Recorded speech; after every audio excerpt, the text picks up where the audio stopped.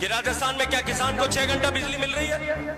हाथ खड़े करके बताओ कि क्या आपको मिल रही है बिजली, वरना इंकार करके बताइए कि राजस्थान में आज किसान को बिजली नहीं मिल रही है। नकारा सरकार जो न कर्ज माफी कर सके और न बिजली दे सके, ऐसी सरकार को सरकार में रहने का अधिकार है क्या? आप ऐसी सरकार को सरकार में, युवाओं के साथ में अत्याचार हुआ। अभी सीआर साहब कह रहे थे 3,500 रुपए भत्ता देने की बात की थी, भत्ता तो दूर, नौकरी के नाम पर पेपर लीक देने करने का पाप इस सरकार। मैं आज जिम्मेदारी से कहता हूं, जिस दिन जांच होगी मित्रों, ये कांग्रेस पार्टी की सरकार में आज जो है कड़प लगा हुआ कुर्ता पहन करके घूम रहे हैं ज्योति जी, आधे से ज्यादा अंदर।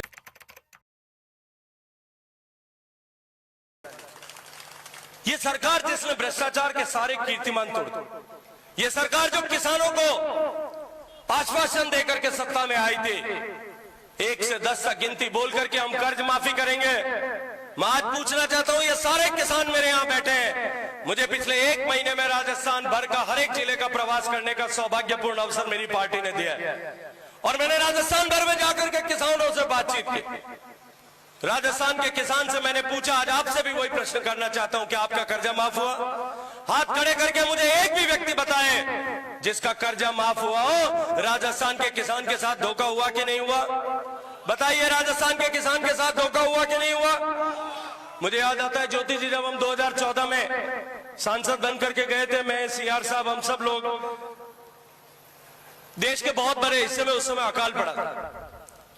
राजस्थान से लेकर के, हरियाणा से लेकर के, उत्तर प्रदेश से लेकर के, आंध्र प्रदेश और तेलंगाना से तमिलनाडु तक लगभग देश के एक बहुत बड़े बेल्ट में अकाल पड़ा। अकाल की चपेट में देश का बहुत बड़ा हिस्सा आया। उस समय की लोकसभा अध्यक्ष थी आदरणीय सुमित्रा महाजन जी। सुमित्रा जी ने तय किया कि अकाल और वर्तमान की खेती की परिस्थिति पर एक बार जो है लोकसभा में चर्चा होनी चाहिए। आप सांसद रही हैं, आधा घंटे का शॉर्ट ड्यूरेशन डिस्कशन तय हुआ। वो चर्चा 3 दिन तक चली। देश के विभिन्न सांसदों ने, अलग अलग पार्टी के सांसदों ने अपने अपने प्रदेशों की व्यथा कथा वहां कही।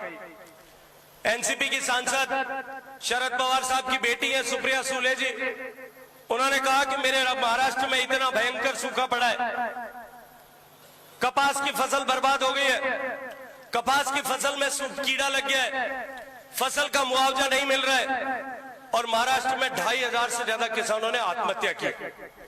पंजाब के सांसद जो अभी पंजाब के मुख्यमंत्री हैं, आदरणीय सीआर साहब को याद होगा, भगवंत मान ने हंसते हंसते कहा था, एक पैरोडी बना करके कहा था कि पंजाब में जहां देश की नहीं दुनिया की सबसे ज्यादा सिंचाई होती है, वहां भी 2,000 किसानों ने आत्महत्या की।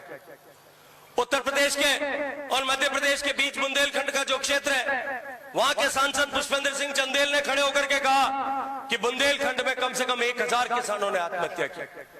मैं नया नया चुन करके सांसद गया था, मैंने जाकर के अपनी पार्टी में निवेदन किया कि मैं पश्चिमी राजस्थान का प्रतिनिधि हूं, इस अकाल के विषय पर मुझे भी अपनी बात रखने का अवसर दिया जाना चाहिए। मैं अभिनंदन करना चाहता हूं, उस समय अर्जुन राम मेघवाल जी हमारे चीफ व्हिप हुआ करते थे, मुझे 5 मिनट का टाइम मिला। माननीय प्रधानमंत्री जी लोकसभा में बैठे थे, मैंने प्रधानमंत्री जी की उपस्थिति में कहा कि अकाल मेरा सहोदर है, वो अकाल मारो भाई, मां जायो भाई है, वो काल मारे साथ जन्मेड़ो।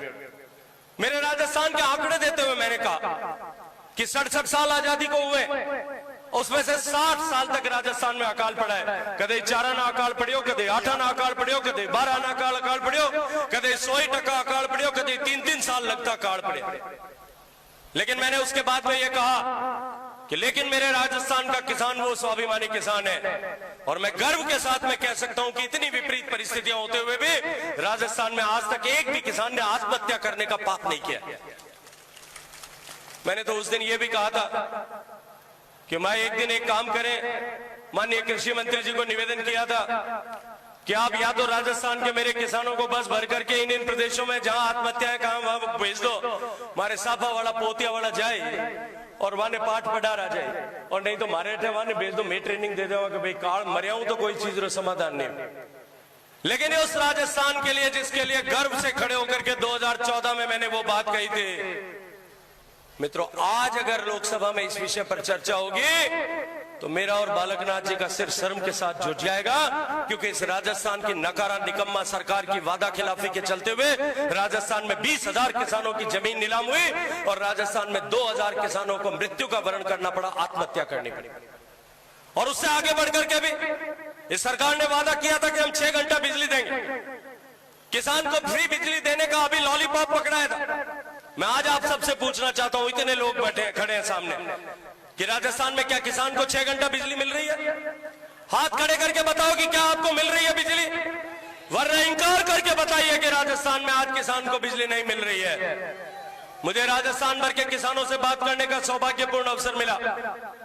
एक तरफ बात जो आपकी बार राम रूस गया, सावन के महीने में बरसात नहीं हुई, पूरा अगस्त का महीना सूखा चला गया। बरसात पर जिन किसानों की खेती निर्भर है, उन किसानों की फसल उनके सामने देखते देखते एक बारिश का इंतजार करते करते चली गई। लेकिन जो किसान, नागौर का किसान, ऐसे क्षेत्रों के राजस्थान के किसान जिनको सिंचाई की सुविधा मिली है, जमीन में पानी है, बिजली से पानी निकाल करके खेती करते हैं, स्वाभिमान के साथ में धरती का सीना फाड़ करके अन्न पैदा करते हैं, उस किसान की अपने बच्चे के समान पाली हुई फसल, वो फसल बिजली नहीं होने के कारण बर्बाद हो गई। बर्बाद हुई कि नहीं हुई? हमारे देखते देखते हमारी फसलें जली कि नहीं जली? ऐसी नकारा सरकार जो न कर्ज माफी कर सके और न बिजली दे सके, ऐसी सरकार को सरकार में रहने का अधिकार है क्या? आप ऐसी सरकार को सरकार में रहने दोगे क्या? और इससे आगे बढ़कर के भी अब फसल खराब हो गई है। माननीय मोदी जी ने फसल मुआवजे का सिस्टम तय किया था, किसान को कम से कम राम रूस जाए तो राज नहीं रूसे, ऐसी परिस्थिति मोदी जी ने पैदा की। करोड़ों किसानों को लाखों करोड़ रुपए का मुआवजा माननीय मोदी जी के आशीर्वाद से मिला। लेकिन अब की बार जब फसल खराब हो गई है, राजस्थान भर में फसल बर्बाद हो गई है, किसान की गिरदावरी करने का समय है। गिरदावरी करने के बाद में फसल कटाई प्रयोग होगा, क्रॉप कटिंग एक्सपेरिमेंट होगा, उसके बाद में मुआवजा मिल सकेगा। दुर्भाग्य से कोर्ट में खाज की स्थिति सरकार ने पैदा की है कि आज राजस्थान में सारा का सारा रेवेन्यू महकमा पटवारी और गिरदावर हड़ताल पर है। आज राजस्थान में गिरदावरी नहीं हो पा रही।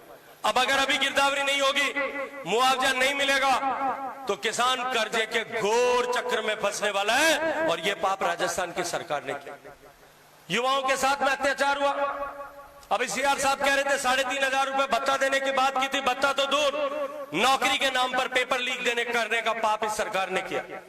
जब पहली बार पेपर लीक हुआ, तब से लेकर के 16 बार पेपर लीक हुए तक अशोक गहलोत साहब ने अपनी जिम्मेदारी से भागते हुए अलग अलग तरह के स्टेटमेंट दिए। कभी कहा कि ये पेपर लीक तो होते ही रहते हैं, कभी कहा कि एक पेपर लीक हो गया उसकी हम जांच कराएंगे। तीसरी बार कहा एक बार 10 साल पहले गुजरात यूपीएससी में पेपर लीक हुआ था। चौथी बार कहा कि एक बार गुजरात में भी लीक हुआ था। पांचवी बार कहा कि एक बार हरियाणा में भी लीक हुआ था। अरे भाई, हरियाणा गुजरात में लीक हुआ था, यहाँ तो राजस्थान की चौकीदारी करने के लिए आपको मुख्यमंत्री राजस्थान की जनता ने बनाया, या आप उत्तर प्रदेश हरियाणा की बात करो? उन्होंने स्टेटमेंट दिया कि इस पेपर की लीक में न तो कोई अधिकारी सम्मिलित है और न ही कोई राजनेता ही सम्मिलित है। मित्रों, मैं अभिनंदन करना चाहता हूं भारतीय जनता पार्टी के युवा टोली का। युवा मोर्चा ने 16वें पेपर लीक के बाद में जब प्रभावी आंदोलन खड़ा किया, राजस्थान भर के रास्ते जाम किए, और इन पत्रकार मित्रों ने भी निर्भीक होकर के जब राजस्थान के युवाओं की आवाज और उनके दर्द को उठाने का काम किया, तब मजबूरन सरकार को जांच करना प्रारंभ करना पड़ा। जो सरकार 16 पेपर लीक तक जांच नहीं कर रही थी, उस सरकार ने जब जांच के 2 कदम आगे रखे, अभी तक केवल 2 कदम। पहला कदम आगे रखा, राजस्थान में एक इतिहास बना। देश में पहली बार लोक सेवा आयोग का सर्विंग मेंबर बाबूलाल कटारा लोक सेवा आयोग की गरिमा का मुंह काला करके जेल में गया। और जेल में जाना ही पर्याप्त नहीं था। उसके बाद जिस तरह के स्टेटमेंट उनके आसपास के लोगों ने दिए, उन्होंने कहा हम पैसा देकर के जैसे आरपीएससी मेंबर बने थे इसलिए पैसा वसूल रहे थे। ये सीआर साहब बैठे आरपीएससी के चेयरमैन रहे। आरपीएससी की कितनी बड़ी प्रतिष्ठा थी। आरपीएससी की प्रतिष्ठा के ऊपर राजस्थान के लाखों युवाओं के परिवार परिजन और लाखों युवा विश्वास करते थे।